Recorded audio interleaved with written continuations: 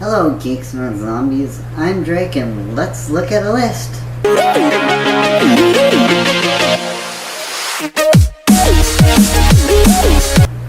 Alright, as you guys can see, from the picture I just showed you, and from the title above, I will be reviewing my top 10 favorite superheroes. So, let's just kick it off. Alright, so I will be telling you, obviously, 10 through 1 of my favorite superheroes, right? And I'll be explaining first off why they're my favorite superhero, or really in that list, in that particular spot. And yeah, let's start. Number 10 would be Ant-Man. The reason I put Ant-Man is, well, I mean, it's almost like someone that just jumped on a train. I'm going to use that analogy. But, basically, after watching the Ant-Man movie, I was really enthralled with him, and I really wanted to know more about him and more stuff. So, what I did is I looked him up, looked up history of Ant-Man. I read a couple of pieces from comic books. I haven't read a whole comic book from Ant-Man except for Natural Enemy, which is basically a book of a comic book.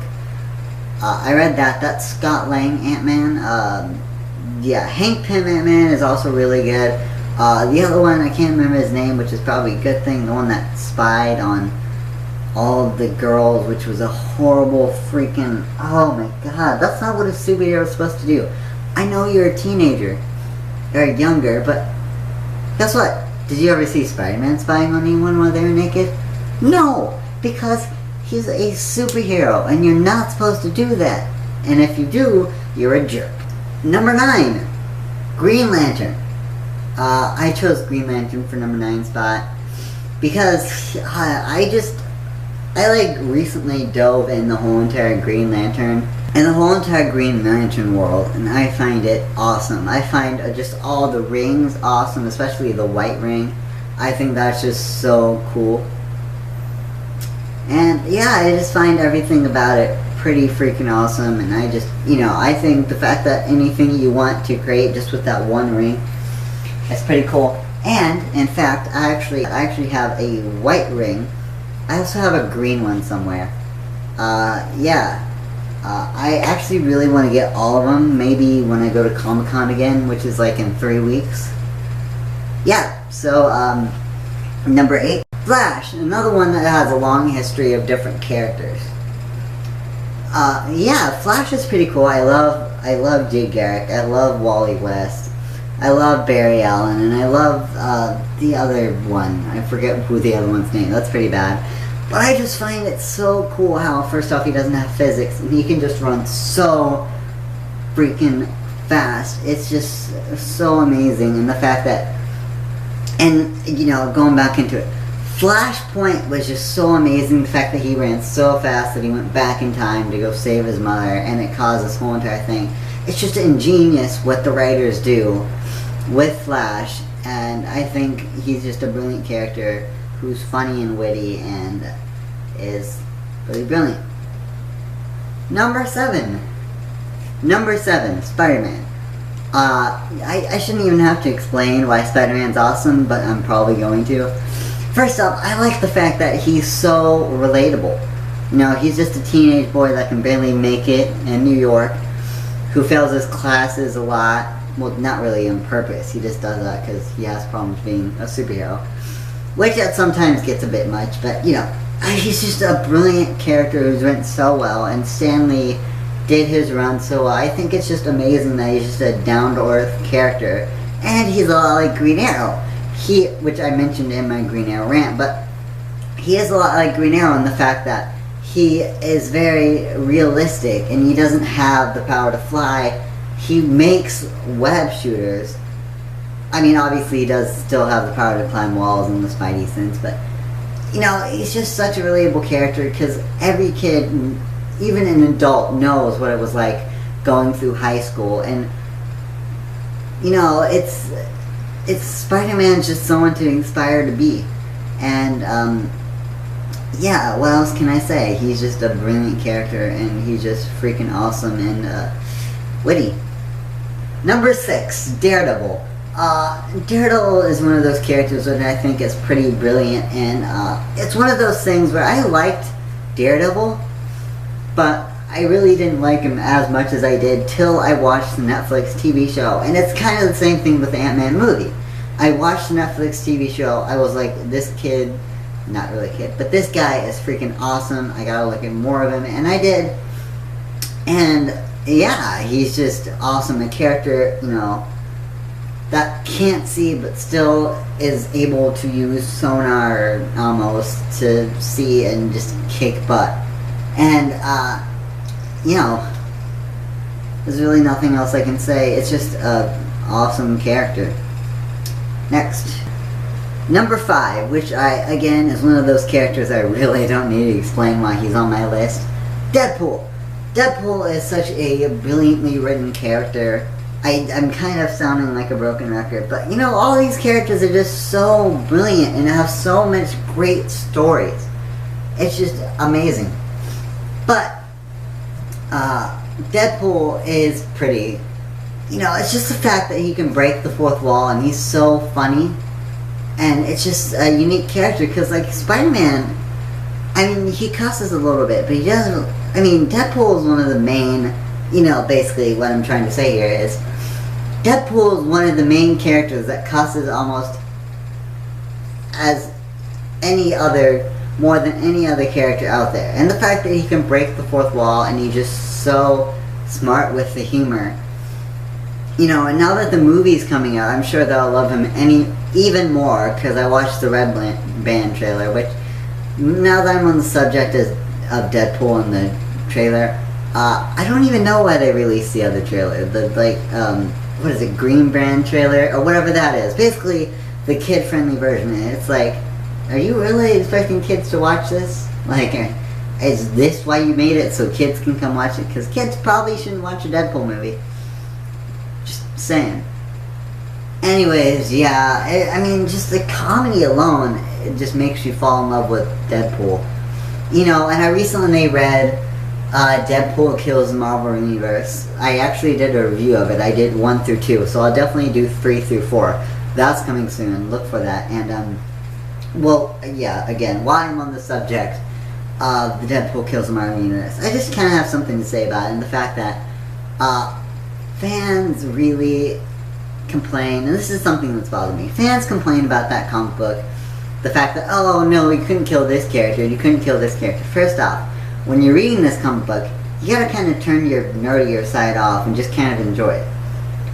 Second off, you know, it's not canon, so there's nothing really to get mad about.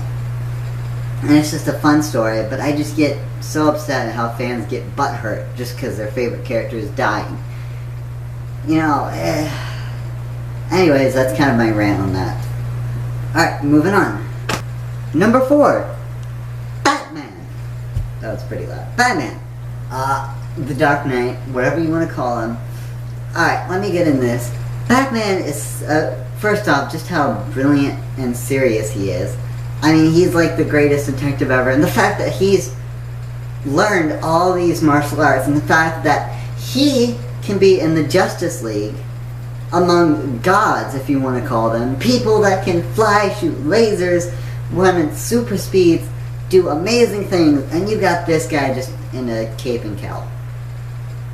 But the reason alone that he is able to be in the Justice League is just so awesome. The fact that without powers, he can be just that awesome and that smart to be able to calculate stuff and do all this without having superpowers. It's just brilliant. And I'll get into somebody else who you can probably guess is going to be number 1 that has about the same thing. Moving on. Number 3. Superman. Yeah, what do I really need to say to tell you why he's so awesome? Well, first off, the fact that he came from his planet's destruction, and the fact that he is just so good that no matter what, he could wipe out the planet if he wanted to. He really could. He could move it towards the sun. He could do all this, but he doesn't. He has limitless powers. He's in the sun for 1 minute. He can move a whole entire planet. Just the fact that he is so freaking amazingly powerful and such an amazing character, yet he only does good. It's just so brilliant what a powerful character he is. And just the immensity of his strength and everything he can do. And all the stuff he has done. Like lift eternity, lift infinity. Lift both of those things with like the help of 2 other people who he basically didn't need anybody. And he is just such a creative, I keep saying creative character, but all of these characters that I put on my list, of course I love, because they are so brilliantly written and so awesome, and that is exactly the same thing for Superman. Number 2, I bet you can probably guess who this is, Nightcrawler. Nightcrawler is one of the few, besides a couple of characters like Daredevil, he's one of the few characters that have a religion, that are tied to a specific religion. Daredevil and Nightcrawler are both Catholic. And so you get that intertwined with the character alone. And my friends often make fun of me because of this. But yeah, he can pretty much teleport anywhere. Which is why it's like a Superman scenario. If he were to turn bad, everyone would be screwed. Which is why I always say I really wish they'd turn this character into a Netflix TV show or something like this, because just the fact of showing his powers on screen in X-Men 2 just is so freaking awesome. Just teleport, punch people, kick people. It's just so cool. It's like Ant-Man. Watching him fight, like shrink down, punch somebody, shrink back up, hit somebody. It's like that. Just the fact that they have these awesome powers that are just beautifully shown on screen is awesome. Which is why I wish, I know it's too much to hope for the fact that he gets his own TV show. And I know he will be in X-Men Apocalypse, but seeing how he's dressed and Apocalypse is dressed, I don't have much hope. Maybe the story will be good, I don't know. And it might just be another Doctor Doom scenario. But yeah, he's got a really great story. The fact that he's Catholic and his mother is Mystique, and his father is the Red Devil guy from the other X-Men movie that had younger versions of Xavier and what's his name? Magneto. He doesn't know X-Men First Class. Thank you. The red guy that teleported, that is his father. He is a demon, which is why he turned out how he is. And obviously he got his looks from his father, which is, obviously pointy ears, the tail, and the teleporting abilities. He has the teleporting abilities. And he also has something from his mother, the fact that he can turn into a human, just a human form. In the TV show X-Men, where they were like teenagers almost, I forgot what that was, he had like a little watch that did that. In reality, he can just do that himself. And they toy with the idea, some comic books toy with the idea that he's actually able to do more than that, turn into anybody he wants, really, because of his mother. They do that a little bit. And this is one of the few things I'll touch on. A character's death has never been as serious as Nightcrawler's was. Let me explain this. So it was Nightcrawler and I think Cat, the one that can go through walls. They were fighting a big robotic dude. And Nightcrawler was kind of teleporting, punching all around. And the robot guy was going after Cat. He was like strangling her. At least I believe. Yeah, he was strangling her. And so Nightcrawler tried to punch him and everything, but it didn't really work. So he found the only possible thing he could possibly do. He teleported inside this dude's arm. No joke. Teleported inside his arms. Teleported away to some village, or I think it was a village, somewhere nearby, with like the arms sticking out, and that's how he died. He's been in a couple other comics. He's actually got his own series after that, but to me, I think that's just such a hero. How do I go it? I think that's just a heroic death, and I think it's just so cool that someone died sacrificing themselves to save someone else. Alright, number 1, and I bet you guys can probably guess who number 1 is going to be. Yep, it is Green Arrow, and I explained this a couple of times why Green Arrow, and it's really hard for me because Green Arrow and Nightcrawler really are like just right there when it comes to my favorite superheroes. Because Nightcrawler is the one that got me into comic books, and I think he's just an awesome and creative character that doesn't get enough screen time. And Green Arrow, which I'm gonna explain now. Green Arrow is like I said when I was saying how Batman was on the list. He's like that. He's also part of the Justice League, and all he has is an arrow. And one of the cool things is Green Arrow was the first. Any other archer you see out there, whether it's associated with Hawkeye or another Green Arrow person, which kind of makes sense at this point, but yeah, it's all responsible because of Green Arrow. He was the first archer superhero. So any of the characters you see out there that are superheroes, that are archers, it's because of him. And he's got such a huge, awesome past. The fact that his sidekick did drugs, the fact that one of his assistants, or I think it was daughter, I don't know, it was one of those, I think it's his daughter, I don't know. No, I think he adopted her, so yeah, technically it's his daughter, was a hooker. Yeah. And the fact that honestly, it's a lot like Spider-Man. The action scenes in like Nightcrawler and Spider-Man, the action scenes are just so awesome. You know, when you see Spider-Man flip over and catch a car and then throw it, it's freaking awesome. And for me, when I see Green Arrow shoot an arrow towards the window, break it, then shoot a rope arrow, swing in, do a flip, while taking out an arrow, shooting it at one guy, landing, then taking another one, shoot it at that guy, then take 2, shoot it at 2 people, and then freaking, it's just so awesome, amazing how he can do all this stuff, and he's only got a bow and arrow. He can take down amazing people. He doesn't only fight, Spider-Man fights for the Avengers, of course, and Green Arrow fights for the Justice League. He fights with them.